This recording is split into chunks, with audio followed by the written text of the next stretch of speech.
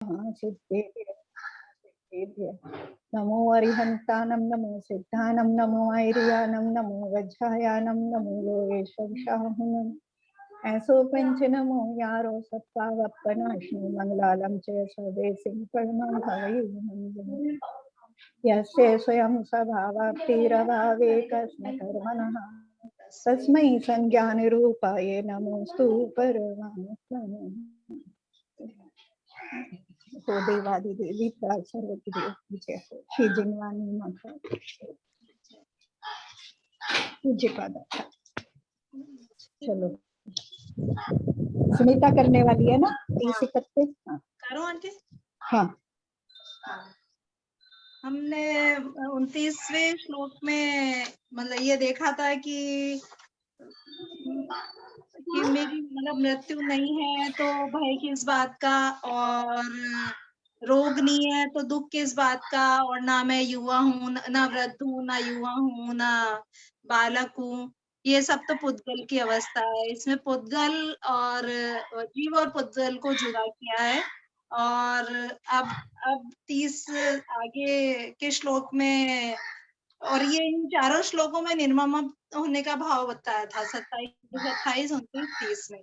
और अब हमें आएगा कि जो हम कुछ समझ रहे हैं, हमें समझ में आ गया उन चीजों से जो अनादिकाल से हम लोग जुड़े हैं, फिर भी भोगों में फिर भी ममत्व कैसे छोड़ें। और 30वें श्लोक में भोगों से मतलब अलग होने की, भोगों को छोड़ने के लिए कहा गया है। और इंद्रियों का जो विषय है उनके लिए भी विचार करने के लिए बोला गया है। तो आइए हम देखते हैं 30वां श्लोक। भुक्तो जिता मुहुर्मोहान् मया सर्वे अपि पुद्गला उच्चिष्टेष्वध्ये मम विग्रह्य स्पृहा। तो भुक्तो भोकर, जिता छोड़ दिए हैं, मुहुः बार बार, मोहातु मोह के कारण, मया मेरे द्वारा, सर्वे अपि पुद्गला सभी पुद्गलों को, उच्चिष्टेषु और इव ऐसे कर लेंगे, उच्चिष्टेषु झूठन वमन इवन समान, तेष्वध्ये में से तेषु और अध्ये ऐसे कर, तेषु उन भोगों को, अध्ये आज, मम मेरी, विज्ञस्य ज्ञानी या समझदार, का कौन, इसका इच्छा या वांछा। तो भुक्तो, अब हम शब्दार्थ देखते हैं।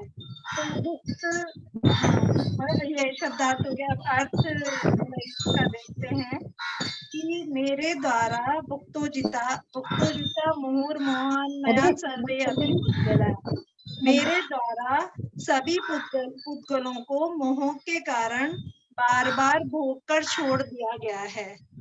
तो आचार्य ने उदाहरण दिया है कि उच्चेष्वध्ये, कि उन भोगों को झूठन या वमन के समान, मतलब झूठ उन भोगों, मतलब वो जो भोग हैं झूठन वमन के समान। अब वो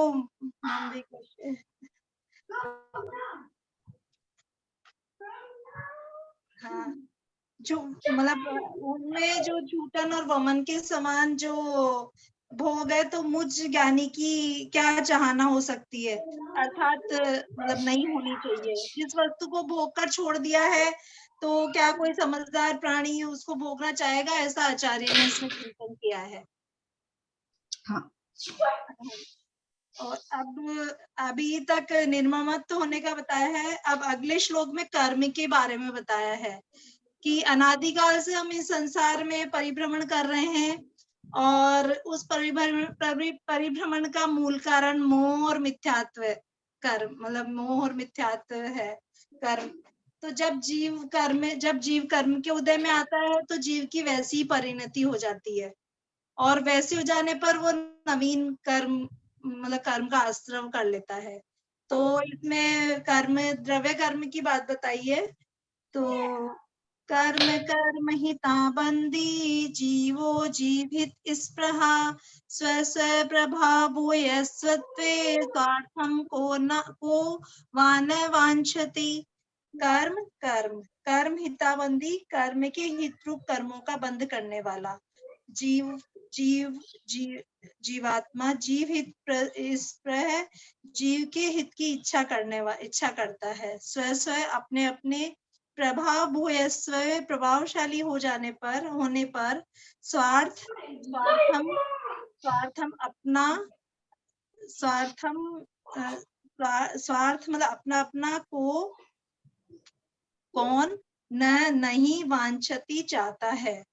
तो अब हमारा अगला प्रश्न मतलब ये है कि हमें ऐसा विचार करने के बाद हम उनसे छूट तो नहीं पा रहे हैं मतलब कर्म से, और समझ भी आ रहा है, हम मान भी रहे हैं, लेकिन ऐसे कर्म को कैसे करें।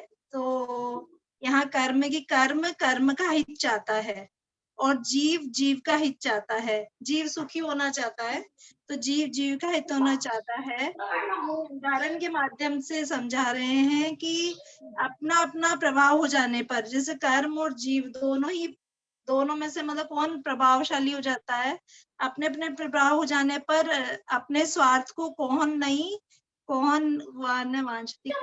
चाहता है। अर्थात जिसका प्रभाव ज्यादा होता है वह या तो अपना भला करता है या अपनों का भला करता है।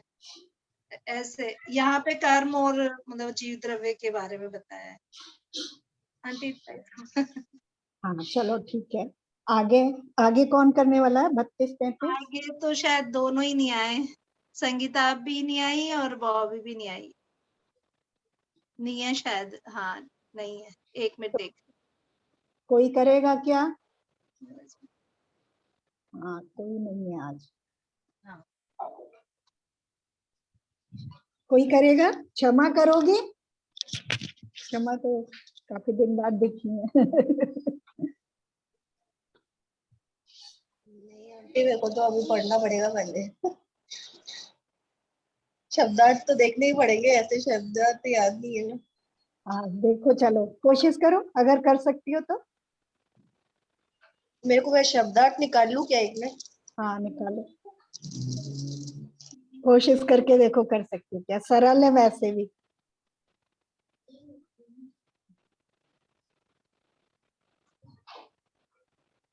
आंटी समझाने में मतलब ऐसे सोचते हैं बोलेंगे लेकिन थोड़ा सा उल्टा वो हो जाता है, ऐसे इतना नहीं समझा पाते हाँ, कि अभ्यास से हो पाता है, अभ्यास हाँ, से हो पाता है। और कुछ चीजें थोड़ी सी नेचुरल भी होती हैं और कुछ अभ्यास से हो पाती हैं, है ना। हाँ, हाँ, हाँ। अभी ऐसे भी बोलते हैं ना, जितना अभी ऐसे अभी कभी ये ऐसा लगता है सोचो, कि अपने से गलत नहीं बोला जाए, मतलब ना हम अभी नहीं देखो, समझे और गलत उस से दिन बोल दें। जो बात मैं भी हमेशा कहती हूँ, और भाई साहब भी उस दिन कह रहे थे कि तुम लोग अभी से लगे हो, जब जब तुम लोग हमारी उम्र में पहुंचोगे, है ना, लगभग 15-20 साल का अंतर तो होगा ना तुम्हारे और हमारे बीच में, तो तब तुम देखो कितने परिपक्व हो जाओगे जब इसी स्थिति से चलते रहोगे। ये बताओ, है ना। जब शुरू शुरू में पढ़ते थे, पहली दूसरी क्लास में पढ़ते थे, और 10वीं क्लास में पढ़ने में अंतर होता है ना 10 साल के बाद, वह के नहीं है। तो अपने आप ऐसे, जैसे अब अगर इसी तरह से लगे रहोगे जैसे लगे हो, तो अपने आप उस तरह का अभ्यास आ जाएगा फिर, बल्कि और ऊपर पहुंचोगे हमसे भी। हमारे पास तो इतना टाइम ही नहीं होता था। वैसे आंटी बोलते भी है ना, जितना सोचते उतना बोल नहीं पाते, जितना हाँ, बोलते हो उतना कर नहीं पाते। वो और तो बहुत अच्छे से समझ आया था, मतलब ऐसा भी नहीं कि समझ नहीं आया, लेकिन पता नहीं कैसे समझ। चलो मैं ट्राई करती हूँ। हाँ, हाँ, वीडियो पर ऑन कर लो। वीडियो ऑन ही है एक्चुअली, वो फोन में खोल रखे मैंने शब्दार्थ। अच्छा अच्छा। चलो ठीक है। परोकृति मृत्युसृज त्वोपकार करो भव उपकुर्वन् परत्याज्ञो दृश्यमानस्य लोकवत्। तो उसमें परोकृति मृत्युज यानी पर के उपकार, सज्जे यानी छोड़ना, पर के उपकार करने को छोड़कर तो उपकारो मतलब अपने उपकार करने में तत्पर हो जाओ। उपकुर्वन् परस्त्याज्ञो यानी कि सज्जनवत या भूल को टच करने जो उपकार करो। सज्जनवत या भूल को तज कर निज का उपकार करने में लग जाओ, मतलब पर के उपकार करने को छोड़कर अपने उपकार करने में तत्पर हो जाओ। और ये जो इंद्रियों के द्वारा जो हम अपने शरीर आदि का उपकार करते हैं, करते हुए हम यानी उपकार करते हुए तुम दूसरी वास्तविक वस्तुओं को जानो। तुम्हें चाहिए कि दुनिया की तरह तुम भी अपनी भलाई करने में ही लगे रहो।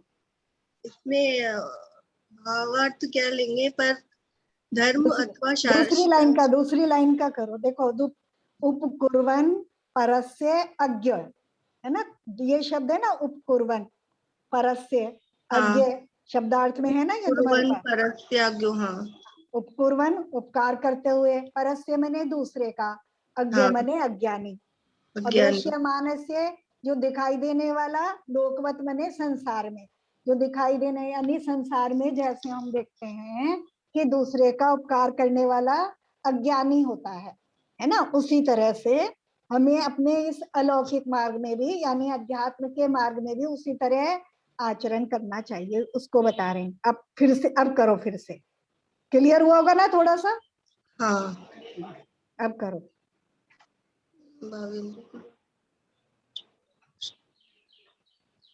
हाँ, तो हम अपने इन भावी जो इंद्रियां है, हम उसी की रक्षा में या उसी के उपकार में लगे हुए हैं।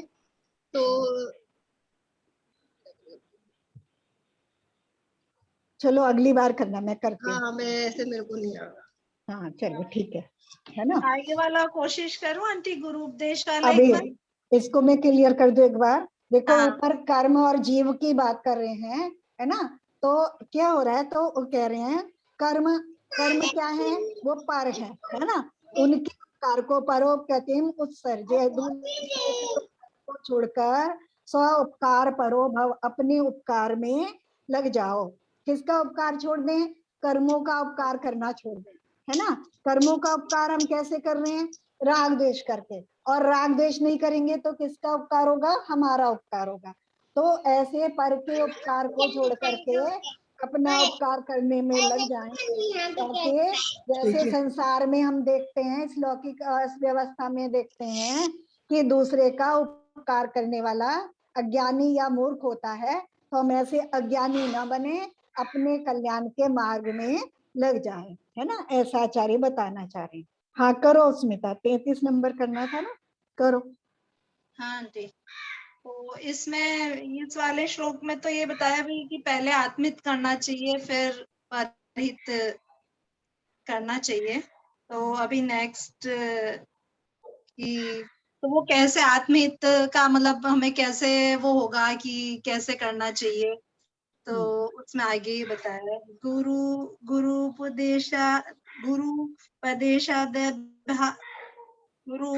गुरुपदेशाभ्यासात् संवितो परान्तरं जानाति यस जानाति मोक्ष सौख्यम निरंतरम। गुरुपदेशात्, गुरु के उपदेश से, अभ्यास से, संविते मतलब अपने आत्मज्ञान से, स्व परांतरम, स्व और पर के अंतर को, स्व और पदार्थ मतलब स्व और पर में जो अंतर कर सके, स्व अंतर को जानाती, जानता है, ये है जो मनुष्य स जानाती जानता है, मोक्ष सौख्य, मोक्ष के सुख को निरंतरम सदा। तो जो मनुष्य गुरु के उपदेश और अभ्यास से आत्मज्ञान और स्व पर के हित को जानता है, वह सदा मतलब मोक्ष के सुख को ऐसा कर मोक्ष के सुख को जानता है।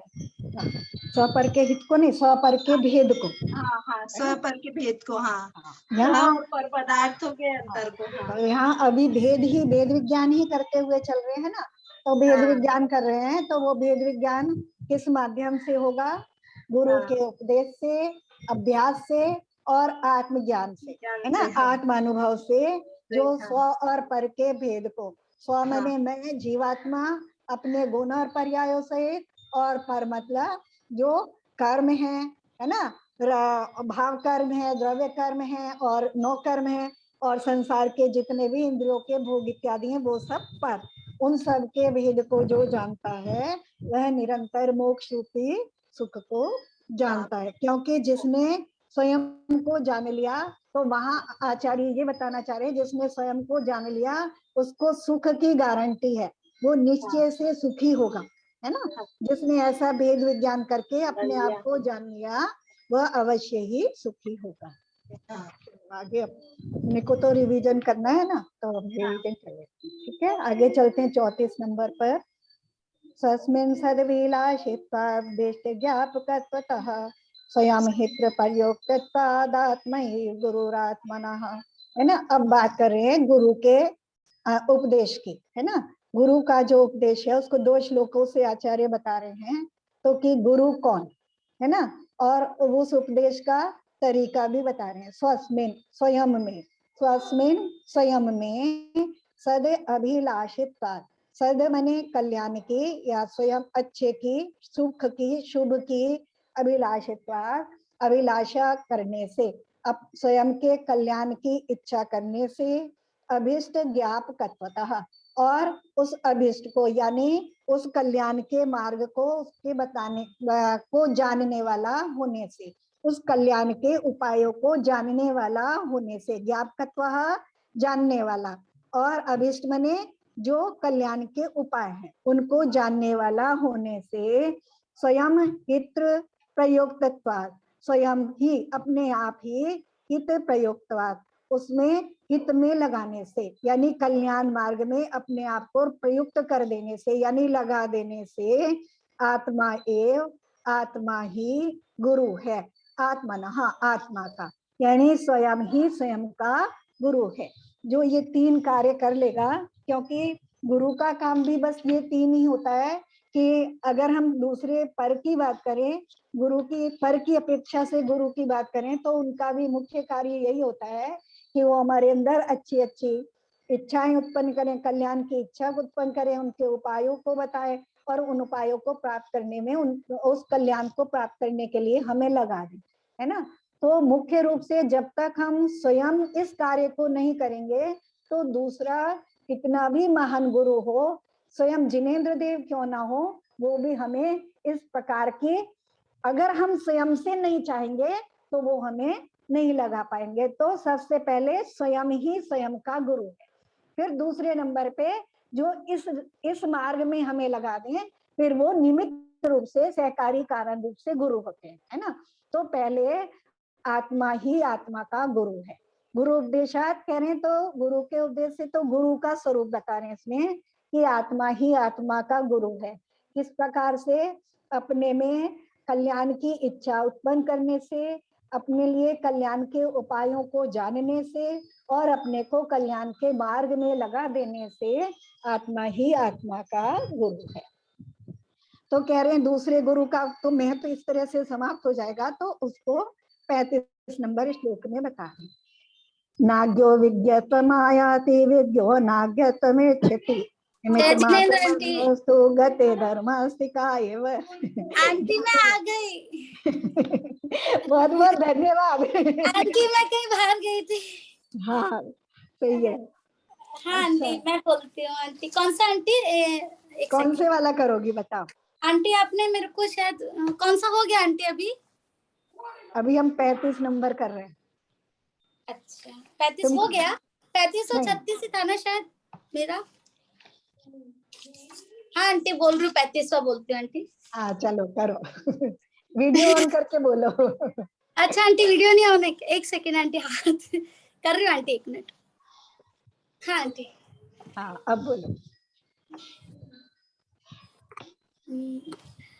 नाज्ञो विज्ञत्वमायाति विज्ञो नाज्ञत्वमच्छति निमित्र मात्र मन्यस्तु गते धर्मास्ति कायवतः वत। नाज्ञो, अज्ञो मतलब अज्ञानी को, और ना मतलब नहीं, विज्ञत्व मायाति मतलब अज्ञानी को ज्ञान नहीं आता, यानी जो जड़ द्रव्य हैं और जो ज्ञान से रहित है उनको कोई भी जबरदस्ती ज्ञान नहीं करा सकता। जो अपने आप इसमें लगाना ही नहीं चाहता या जो ज्ञान ही प्राप्त नहीं करना चाहता, उसे कोई ज्ञान करा भी नहीं सकता है। मतलब ऐसा कहा है कि जो खुद ही नहीं पुरुषार्थ करना चाहता या इस तरह की वांछा नहीं करता है तो उसे कोई ज्ञानी नहीं बना सकता।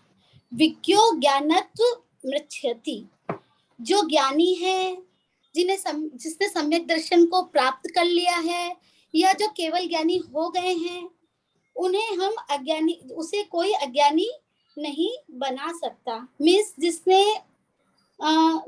मतलब जिसने एक बार भेद विज्ञान करके अपने आत्म स्वरूप को जान लिया है, तो उसको कोई भी पदार्थ या किसी भी तरह से मतलब उसको अन्य भोगों में लगाकर या दूसरे मार्ग में डालकर उसको अज्ञानी नहीं बनाया जा सकता, क्योंकि उस व्यक्ति ने तो अपने आप के वस्तु स्वरूप को जान ही लिया है।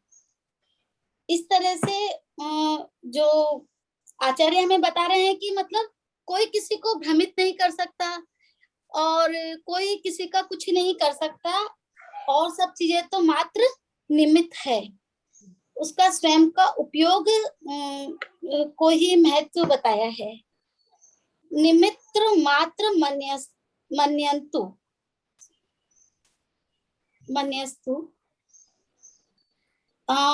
और अन्य तो मात्र निमित्त है। यहाँ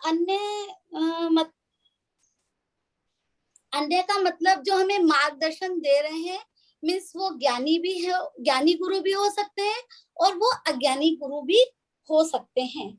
अज्ञानी गुरु मतलब हम उनके संसर्ग में आ रहे हैं और उनके संसर्ग में आके मैं खुद अज्ञान के मार्ग पर चल रहा हूँ, उनके संसर्ग में आ रहा हूँ, और तो इसमें अज्ञानी गुरु तो मात्र निमित्त है, स्वयं मैं उसका दोषी हूँ। ऐसा मतलब आचार्य बताना चाह रहे हैं कि जो हमारे गुरु हैं वो मात्र एक निमित्त है।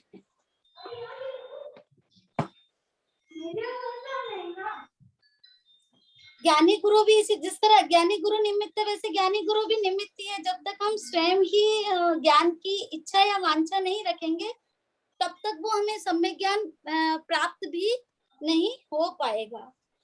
तो वो कैसे होगा ये इसमें बता रहे हैं, लिखा इसके लिए जैसे ये बताया कि आचार्य इसका एक उदाहरण दे रहे हैं, गते धर्मास्ति कायवत। मतलब यहाँ पर तो जो हमारे गुरु हैं वो तो क्या है, निमित्त मात्र हैं, और उसके लिए आचार्य ये उदाहरण बता रहे हैं जैसे धर्म द्रव्य जो है वो जीव व पुद्गल को गति करने में सहायक होते हैं, मात्र वो एक निमित्त। जैसे मछली और जल का एक उदाहरण है कि मछली है, मछली को जल निमित्त ही है, वो उसको चलने में सहायक है। मछली की यदि अपनी योग्यता नहीं होगी या उसकी इच्छा नहीं होगी तो वह नहीं चल पाएगी। वह पानी तो केवल उसमें एक निमित्त मात्र है। इस प्रकार जब हमें ज्ञान प्राप्त करना होगा या हमें सुखी होना होगा तो गुरु हमारे केवल निमित्त मात्र ही होंगे।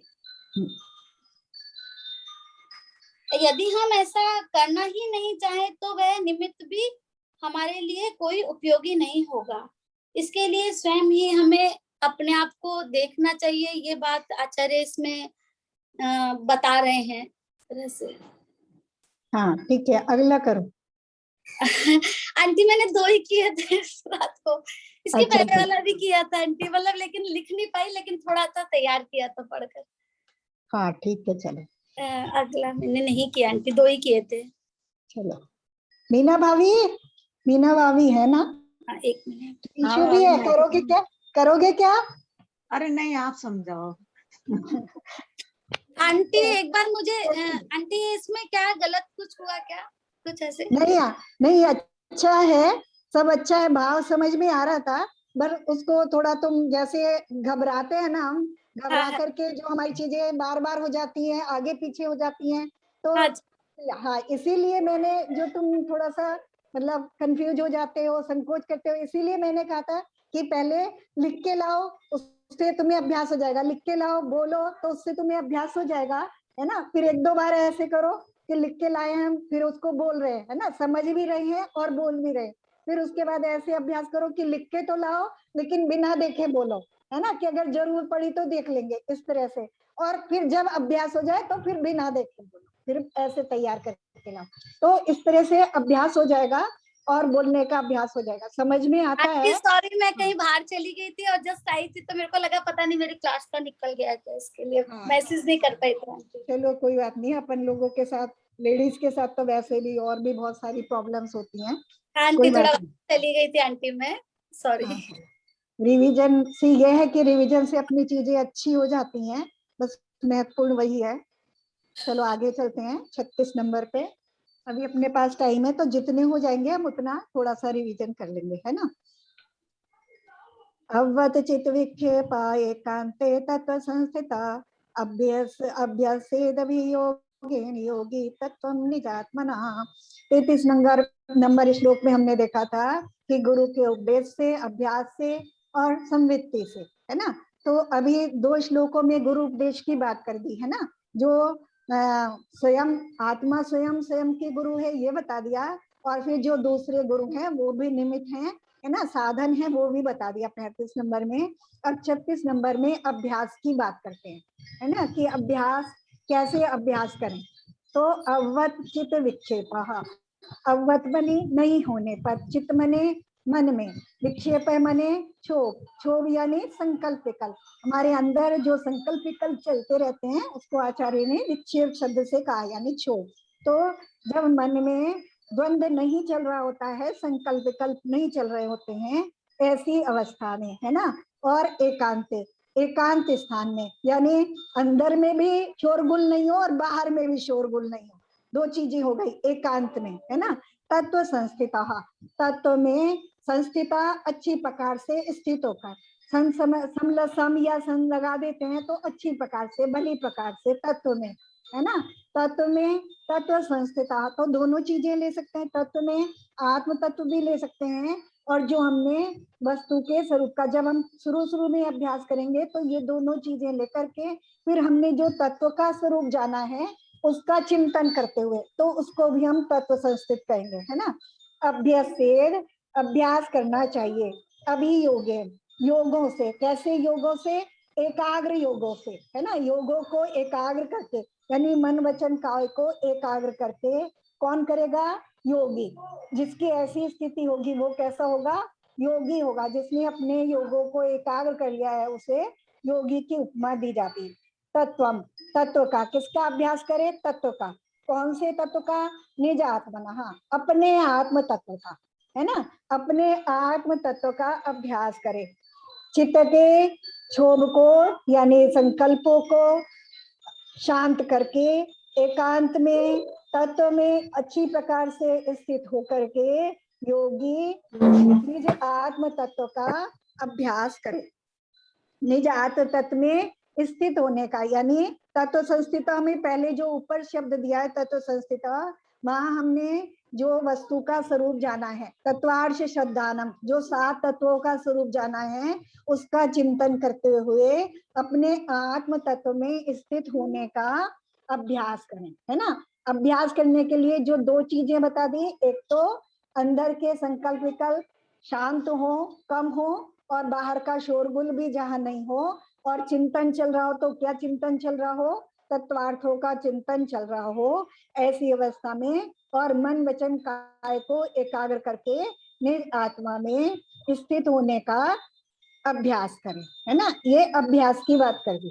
ठीक है, अब संवित्ति की बात करते हैं 2 श्लोकों से, है ना। उसका संवित्ति, संवित्ति मतलब आत्मज्ञान या आत्मानुभव, है ना। तो जो अनुभव है उसका कोई दिखाया नहीं जा सकता, है ना, उसका भी सिर्फ लक्षण बताया जा सकता है कि कब आत्म अनुभव आपको आ रहा है, यानी स्वानुभव, स्व का या आत्म का या अपने जीव तत्व का अनुभव मुझे स्वयं को आ रहा है, उसको मैं किन लक्षणों से जानूंगा, इसको आचार्य बताए।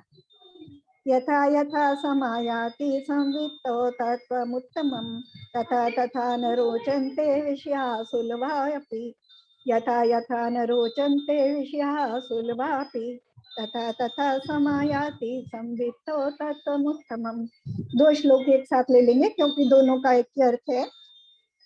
यथा यथा, जैसे जैसे, समायाति, आती जाती है, क्या, संवित्तो यानी स्वानुभव आता जाता है या आत्मज्ञान आता जाता है या संवित्ति आती जाती है।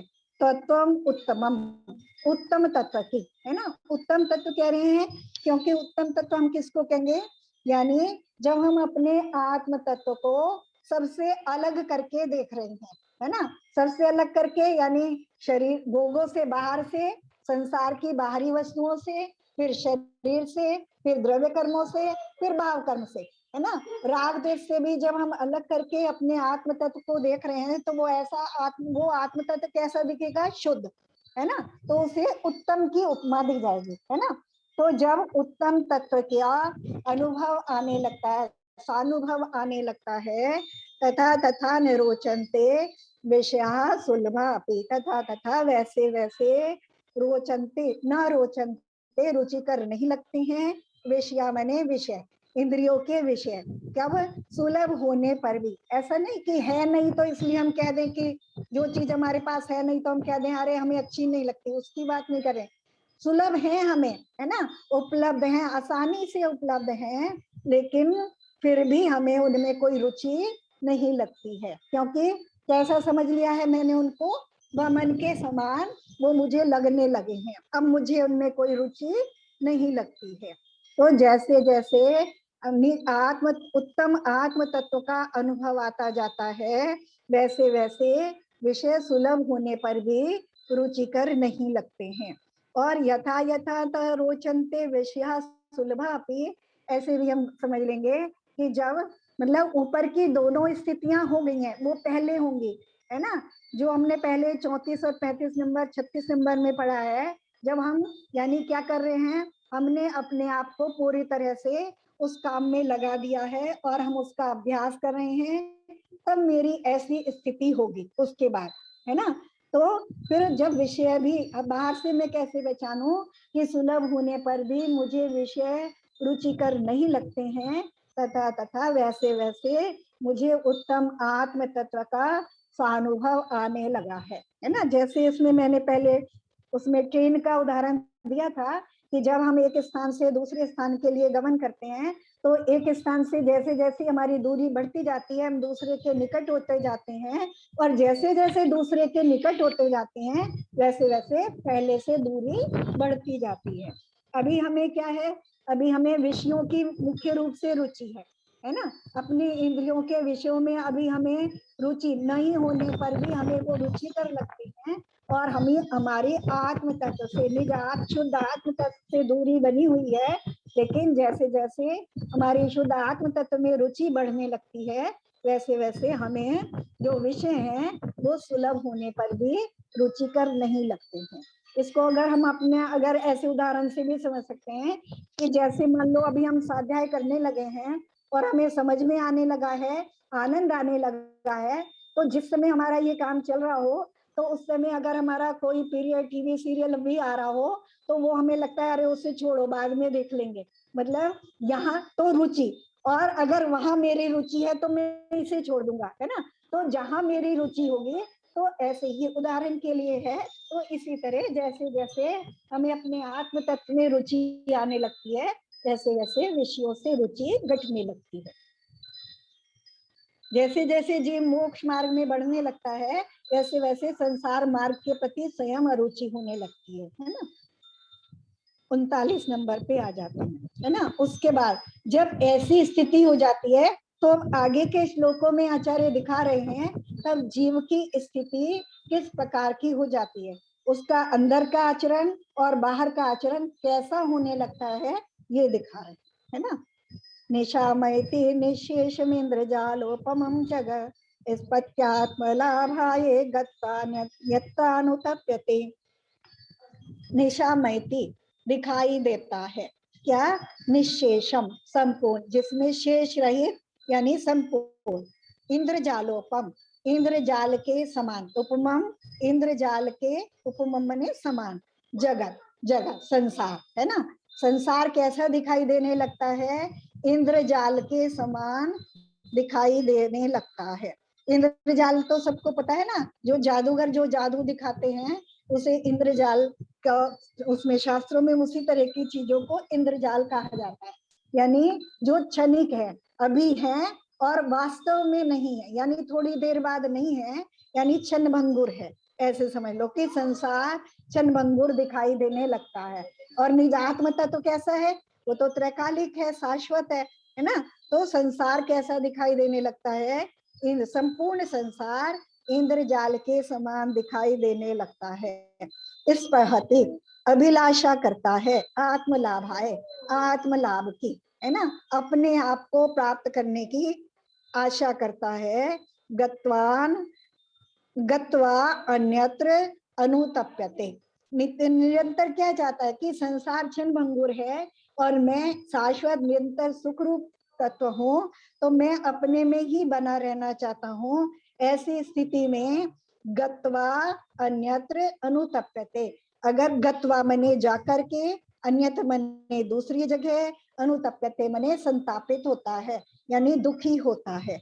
अगर थोड़ी देर के लिए भी अपने आत्म कार्य को छोड़कर दूसरी जगह जाना पड़े तो दुखी हो जाता है ना।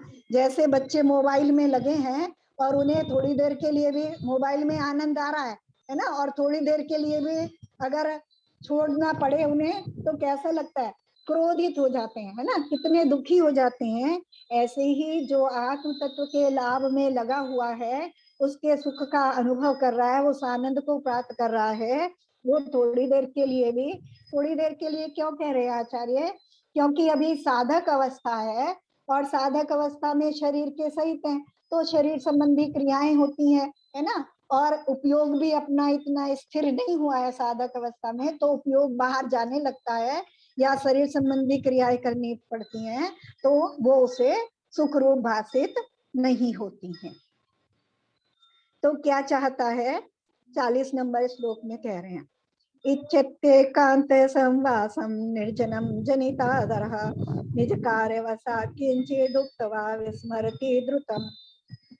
इच्छति एकांत संवासम, इच्छति इच्छा करता है, चाहता है, इच्छा करता है, एकांत संवासम एकांत में रहने की, है ना, निर्जना निर्जन के प्रति यानी मनुष्य रहित के प्रति, जनित मने उत्पन्न हुआ है, आदर जिसको, है ना, निर्जन स्थान के प्रति यानी एकांत के प्रति, मनुष्यों से रहित या प्राणियों से रहित स्थान के प्रति जिसको आदर उत्पन्न हो गया है, यानी अकेलेपन में जिसको आदर उत्पन्न हो गया है, वो अकेले ही रहना चाहता है ना। एकांत संवासम, अकेलेपन में जिसे आनंद उत्पन्न होने लगा है तो उसके प्रति उसका आदर भाव बढ़ गया है और वो अब अकेले ही रहना चाहता है। अद्वैत जरा बंद करो ना, सब किताब उड़ रही है। इच्छति एकांत संवासम निर्जनम जनितादरः, निर्जन स्थान के प्रति, मनुष्य रहित स्थान के प्रति जिसको आदर उत्पन्न हो गया है, ऐसे वे अब अकेले स्थान में ही निवास करना चाहता है। निज कार्यवशाद किंचिद उक्त्वा, निज कार्यवशाद अपने कार्य के वश से, है ना, निज कार्यवशाद जैसे अभी ऊपर का है ना कि कोई भी जरूरत के लिए शरीर संबंधी कोई जरूरत है या किसी में कोई है, तो मान लो संघ में भी हैं तो आचार्य हैं, दूसरे साधु इत्यादि हैं, अगर वो कोई संशय इत्यादि करते हैं, कोई प्रश्न करते हैं तो वहां उनको जवाब देना पड़ता है। तो उस तरह की अगर कोई ऐसा कारण है तो तो निज कार्यवशात या अपने किसी कार्य से किंचिद उक्तवा कुछ कह करके विस्मृति द्रुतम, द्रुतम मने शीघ्रता से, विस्मृति भूल जाता है। यानी संसार से संबंधित, शरीर से संबंधित ऐसा कुछ कार्य आ पड़े और उसके लिए कुछ कहना पड़े, यानी दूसरों के साथ जुड़ना पड़े, तो उस कार्य को करने के बाद तुरंत ही उससे अलग हो जाता है, उसको भूल जाता है। ब्रुवनपि हि न ब्रूते गच्छनपि न गच्छति स्त्री कृतात्मतत्त्वस्तु पश्यन्नपि न पश्यति। ब्रुवन अपि ही न ब्रूते, ब्रुवन अपि बोलता हुआ भी, मने निश्चय से, न ब्रूते नहीं बोलता है। कैसा उसका आचरण हो जाता है कि बोल रहा है, तुमने कोई प्रश्न किया, तुम्हारी बात का जवाब दे दिया, लेकिन अपने अंदर में क्या चल रहा होता है, अंदर में कुछ और चल रहा होता है। जैसे हमारे साथ भी होता है कि अंदर में तो कुछ चल रहा है, बाहर कोई पूछ रहा है तो हम उसको जवाब दे देते हैं। ऐसे ही उनका अंदर में क्या चल रहा होता है, आत्म तत्व का, अपने स्वरूप का चिंतन चल रहा होता है, और बोलता हुआ जो जवाब दे दिया, किसी ने पूछा उसका जवाब दे दिया, तो लेकिन वो कैसी स्थिति है कि बोलते हुए भी नहीं बोलता है। गच्छनपि न गच्छति, जाते हुए भी नहीं जाता है, गमन करता हुआ भी गमन नहीं करता है। क्योंकि जैसे विहार इत्यादि कर रहे होते हैं, उन्हीं तो मुख्य क्या होता है, चल तो रही हैं, लेकिन अंदर में भाव क्या चल रहा होता है कि चार हाथ देख करके गमन करना है, मेरे गमन करने के माध्यम से किसी जीव को किसी प्रकार की बाधा न हो जाए, है ना। तो गमन करते हुए भी गमन नहीं करता है। स्त्रीकृत आत्मतत्वस्तु, है ना, आत्म तत्व को स्त्रीकृत स्थिर कर लिया है, यानी जो अपने आत्म तत्व को, जिसने अपने आत्म तत्व को स्थिर कर लिया है, पश्यन्नपि न पश्यति, वह देखते हुए भी नहीं देखता है। जो अपने आत्म तत्व में जिसकी स्थिरता बढ़ गई है, वो इन सब कार्यों को करते हुए भी नहीं करते हुए के समान करता है। यानी अनिच्छा पूर्वक, यानी स्वयं बस जो पूर्व के अभ्यास से हो रहे हैं, उस पूर्व के अभ्यास से हो रहे होते हैं। जैसे अभी मान लो हम रोजाना मंदिर जाते हैं, घर से मंदिर जाते हैं, तो हमारी क्या आदत है कि वो रास्ता हमारे पैर लग जाता है। पहले जने कहते हैं ना, रास्ता पैर लग गया, तो हम मतलब चलते हुए चले जाते हैं। अगर हमारे मन में कोई चिंतन चल रहा हो या कहीं और देख रहे हो, तो भी हम चलते चले जाते हैं। कई बार ऐसा होता है कि जाना कहीं और होता है और पैर उधर को चले जाते हैं, क्योंकि उधर जाने का हमें अभ्यास पड़ा हुआ है। तो इस तरह जो उसकी बाहर की क्रियाएं हो रही हैं, वो पूर्व अभ्यास के अनुसार अपने आप चलती रहती हैं, और वो अपने आत्म तत्व के चिंतन में लगा रहता है। इसी तरह का भी हमारी इसी तरह की वर्ष वो चल रही है चर्चा, है ना।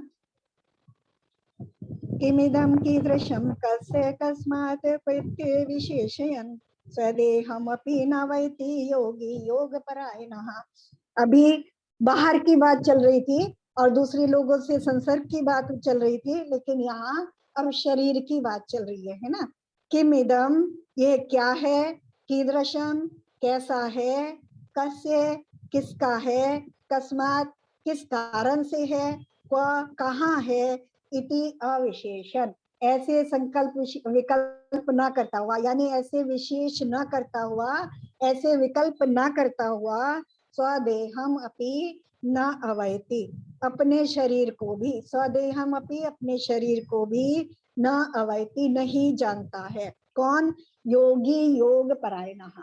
अब तक जो बात करते आए थे सब में लगा लेंगे हम ये योगी योग परायण। ऊपर के 4 श्लोक जो हमने पढ़े हैं उनमें भी हम ये सब लगा लेंगे कि योग में परायण हुआ, यानी योग साधना में लगा हुआ योगी, उसकी स्थिति इस प्रकार की होती है ना। वो अपने शरीर के बारे में भी उसको इस तरह के कोई संकल्प विकल्प नहीं होते कि ये क्या है, कैसा है, किसका है, किस कारण से है ना, कहाँ है, ऐसे भी उसमें जहाँ संकल्प विकल्प नहीं हो रहे हैं, इस प्रकार के संकल्प विकल्पों से रहित हुआ, स्वदेहम अपि न अवैति, अपने शरीर को भी नहीं जानता है। कौन, योग में लगा हुआ, योग साधना में लगा हुआ योगी। अब उसका कारण बता रहे हैं कि ऐसा कैसे हो जाता है ना, कि ऐसा संभव है क्या अभी हमें, क्योंकि हम तो हमें ऐसा लगता नहीं है, तो आचार्य हमारे लौकिक का उदाहरण दे करके उसका बता रहे हैं कि ऐसा संभव हो पाता है ना। 43 नंबर में आ जाते हैं। यो यत्र निसन्नास्ति स तत्र कुरुते रतिम, यो यत्र रमते तस्मादन्यत्र स न गच्छति। यो यत्र निवसन आस्ते, यो मने जो, यत्र मने जहां, निवसन आस्ते निवास करने लगता है, स तत्र वह, तत्र मने वहां, कुरुते करता है, रतिन मने राग करने लगता है, प्रेम करने लगता है। जो जहां निवास करने लगता है वह उसी जगह से प्रेम करने लगता है। और यो यत्र रमते, जिसका जहां राग हो जाता है, जहां प्रेम हो जाता है, तस्माद वहां से, अन्यत्र दूसरी जगह, से मने वह, न मने नहीं, गच्छति मने जाता या जाना चाहता, है ना। जहां जिसको प्रेम हो जाता है, जो जगह जिसको अच्छी लगने लगती है, वो उसे छोड़कर वहां से नहीं जाना चाहता है ना। ऐसा हमारा लौकिक में ऐसी व्यवस्था है ना। ऐसा हम देखते हैं कि जो जहां निवास करने लगता है वहीं उसको राग हो जाता है, उसी जगह से उसको प्रेम हो जाता है, और वो जहाँ उसको प्रेम हो गया वहां से छोड़ करके। आंटी इन दोनों का लाइनों का अर्थ तो एक ही है ना? किसका? कैसे भी बोलो चाहे। कैसे बताओ, कौन सी लाइन का? दोनों लाइन का, जैसे ये यहाँ पे जो जहाँ रहता है, निवास करता है, उसको उसी जगह से प्रेम हो जाता है। हाँ, और नीचे के जो जहाँ रहता है उसको अन्यत्र जाना नहीं अच्छा नहीं, लगता, तो मतलब वही हो गया ना, जो नहीं जहाँ नहीं रहता कह है। रहे, देखो नहीं नहीं, अलग है, थोड़ा सा अलग है। देखो ध्यान से देखो, पहली लाइन है यो यत्र निवसन आस्ते, है ना। यो मने जो, यत्र मने जहां, निवसन मने निवास, आस्ते मने करता है ना, रहने लगता है, जो जहां निवास करने लगता है, से तत्र कुरुते रति, वो उस जगह से राग करने लगता, ठीक है ना, प्रेम करने लगता है। फिर यो यत्र रमते, और जो जिससे जहां से प्रेम करता है, रमते मतलब राग कर रहा है, जो जिससे जहां से राग कर रहा है, तस्माद अन्यत्र, वहां से दूसरी जगह, स न गच्छति, वहां से दूसरी जगह नहीं जाना चाहता। अगर राग नहीं होगा तो छोड़ के चला जाएगा, है ना, आराम से चला जाएगा। अगर राग होगा तो नहीं जा पाता। जैसे मैंने पहली बार उदाहरण दिया था कि कोई बच्चा, गांव का बच्चा जब बहुत पढ़ जाता है और विदेश में उसकी जॉब लग जाती है ना, तो अब उसका राग छूट गया गांव से, तो वो चला गया। लेकिन माँ बाप है, अगर उनका राग नहीं छूटा तो वो नहीं जा पाते। अब तुम्हें क्लियर हो गई होगी ना दूसरी लाइन, है ना। यानी तो दूसरी लाइन में क्या बता रहे हैं, राग बता रहे हैं, निवास करना नहीं बता रहे, राग को बता रहे हैं कि जो जहां रहने लगता है। ऊपर वाली लाइन में सिर्फ निवास से दोनों चीज बता रहे हैं। ऊपर वाली लाइन में देखो क्या बता रहे हैं, जो जहां निवास करने लगता है, रहने लगता है, उससे राग करने लगता है ना। दो चीजें बताई कि जो जहां रहने लगता है वो वहां से निवास, वहां से राग करने लगता है। फिर दूसरी में बता रहे हैं जो जहां से राग करने लगता है वहां से छोड़कर दूसरी जगह नहीं जाना चाहता, ठीक है। राग अगर नहीं है तो छोड़ के जा सकते हैं, है ना। तो राग अगर छोड़ के नहीं जा पा रहे हैं, कोई चीज को, बहुत कहीं है, बहुत सारी परेशानियां हैं, है ना, लेकिन राग के कारण ही जो नहीं जा पाते, तो राग के कारण ही नहीं जा पाते ना हम छोड़ करके, ठीक है। या तो कोई मजबूरी होती है तब नहीं जा पाते, या राग होता है तब नहीं जा पाते, तो लेकिन मुख्य रूप से राग होता है ना। हम घर छोड़ के क्यों नहीं जा पा रहे, राग होता है घर से, है ना, क्यों नहीं जा पा रहे, राग है ना, इसीलिए नहीं छोड़ पा रहे ना। तो मुख्य चीज जो है वो राग है ना, प्रेम है, तो उसी को बता रहे हैं। तो अब इसको हम तो जैसे अपन ये लगाएंगे, जैसे हम जहाँ हम अपने घर में रहते हैं, तो जैसे हम यहाँ निवास करते हैं, तो वो हमें अच्छा लगता है घर, मतलब इस घर से प्यार हो गया, इसलिए हम यहाँ से कहीं और नहीं जाना चाहते। हाँ हाँ, अगर इसमें हमारा राग हो गया है ना, जहाँ हम रह रहे हैं, है ना। अभी मान लो तुम छोटे घर में रह रहे थे, तब तक तो तुम्हारा राग था, है ना। तुम्हें अब उससे बड़ा और अच्छा घर मिलेगा, है ना, वही मिल रहा है कि हमारा और कुछ छूट नहीं रहा है, सब कुछ बना है पास में। मुझे बड़ा और अच्छा घर मिल गया तो मैं उस छोटे घर को छोड़ देता हूँ कि नहीं छोड़ देता हूँ, क्योंकि अब मेरा उससे राग टूट गया, है ना। तो जब मेरा राग टूट जाता है तब मैं वहां से छोड़ पाता हूँ। लेकिन मेन चीज क्या है, जब तक मेरा राग नहीं छूटा है तब तक मैं नहीं जा पाता। जब मुझे अपनी आत्मा में अनुराग आ जाएगा, है ना, मुझे उसमें आनंद आने लगेगा, तब मैं भोगों को छोड़ पाऊंगा। ऊपर जो बताए आए थे ना, यथा यथा समायाति समितो तत्वम उत्तमम, है ना। तो जैसे जैसे अपने, तो उसी चीज को यहाँ भाव वही बता रहे हैं, है ना, हमारे माध्यम से बता रहे हैं कि जैसे जैसे उस योगी को अपने आत्मा में वो रहने टिकने लगता है और उसको वहां अपने में प्रेम बढ़ने लगता है, अब उसे बाहर की चीजों में जाने में रुचि नहीं होती है, उसे आनंद नहीं आता है ना। उसी भाव को यहाँ बता इसके बाद बस यही कर।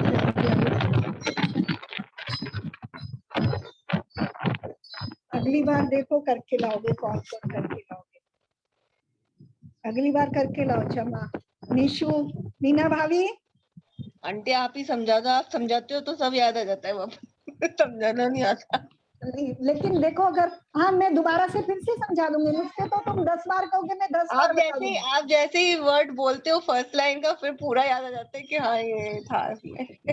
बस मैं ये चाह रही थी थोड़ा सा अभ्यास भी करो, तो थोड़ा सा ये होता है ना, कभी अपने को उसमें लगाने के लिए ना बहुत सारे साधन अपनाने पड़ते हैं, है ना। कभी दूसरे के माध्यम से, कभी अपने स्वयं के माध्यम से। तो अपने आप को ऐसे परिपक्व कर लो कि अपने आप को अपने आप समझा पाओ।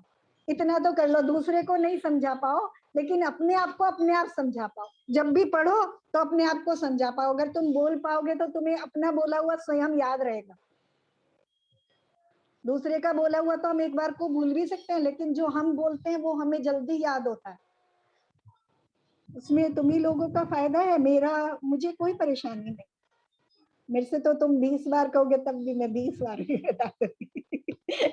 मुझसे खुद के लिए कहोगे तुम 20 बार पढ़ो तो मैं खुद भी 20 बार पढ़ लूंगी। चलो अगली बार करके लाओ, 2-2 श्लोक, है ना। नीशु करके लाओगी ना, है ना नीशु? नीशु नहीं है, नीशु के सिर दर्द बता रही है, वो तो लेटी हुई है। अच्छा, आज आई नहीं है। हाँ नहीं करके आओगे अगली क्लास में, आज मेरे एग्जाम पूरे हो गए हैं। अच्छा चलो बढ़िया, बहुत अच्छी बात है। तो तुमने तो पढ़ाई है, तुम तो ज्यादा करके लाना फिर। सारे आप ही करके लाना। अगली क्लास तुम लेना रितु, ठीक है। क्या करना है आंटी, कौन से वाले? 36 नंबर से हमारा रिवीजन चलेगा, 36 नंबर श्लोक से 36। 36, अच्छा हाँ 36 से करके लाना है ना। ठीक है कितने करके लाओगी, कितने श्लोक तैयार करके लाओगी? आंटी, आप बता दीजिए। नहीं तुम बताओ तुमने कितने करके लाओगी, तुम्हारी अपनी बात है ना, बाकी फिर आगे और कोई करके लाएगा। हाँ मैं तो ये बहुत सरल सरल है ये वाले। हाँ सब सरल सरल हैं। वो तो बिल्कुल सेम ही है, 36, 37, 38 ना। हाँ ठीक है आंटी, मैं ये 39 तक कर लूंगी, 4 कर लूंगी मैं। 40 तक करके लाओ, है ना। ठीक है 40 तक कर लूंगी, है ना। फिर 41 42 तुम करके लाओ, क्षमा सरल है। वैसे तुम्हें 43 भी अभी अच्छे से समझ में आ गया है ना मीना भाभी? हाँ भाभी। 2 करके लाओ। कौन से? कौन से करोगे बताओ, जो तुम करना चाहो। मैं आप बता दीजिए, मैं कोशिश करती हूँ। फिर कहाँ तक हो गया? 41 तक हो गया ना? 43 तक हो गया। नहीं नहीं, अभी जो आपने किया था ना, किस? हाँ मैंने 43 किया। 43 दिया है क्षमा को? नहीं क्षमा को नहीं दिया। तुम कौन सा करके लाओगी, क्षमा कर आंटी पाएगी? आप ही कर लाओ। हाँ चलो ठीक है, 2 जने करके लाओ। चलो अगली बार फिर कर लेंगे। चलो 40 तक रितु करके लाएगी और 41 42 43 आप करके लाओ मेरी।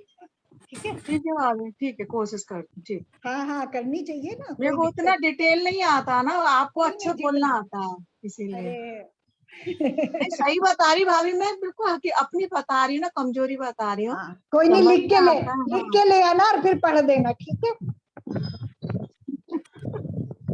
कोशिश करती हूँ। ठीक, लिख के लाके तो पढ़ सकते हैं आंटी। हाँ बिल्कुल लिख के लाके पढ़ मतलब सकते जैसे अपन पढ़ते हैं ना, तो हाँ ध्यान आता रहता है तो उस समय ऐसे बोल सामने के सामने ना याद हाँ, करे नहीं कोई नहीं, आप पहले ऐसे ही करो ना। मैंने तो पिछली बार भी कहा था, क्लास में शायद तुम नहीं थी, मैंने सबको यही कहा था कि लिख के लाओ, फिर समझा दो, जो तुम लिख के लाए हो वो तुम समझा दो, है ना? ठीक है, चलो जिनवानी स्तुति करते हैं। जावानी के ज्ञान से सूझे लोकालोक, सोमानी मस्तक नमो सदा दे दे। हे जिनवानी भारती तो जपू दिन जो तेरी शरण गए सो पाए देव बजू वरहंस को गुरु सेवा नित्य दया धर्म पालन सदा यही मोक्ष।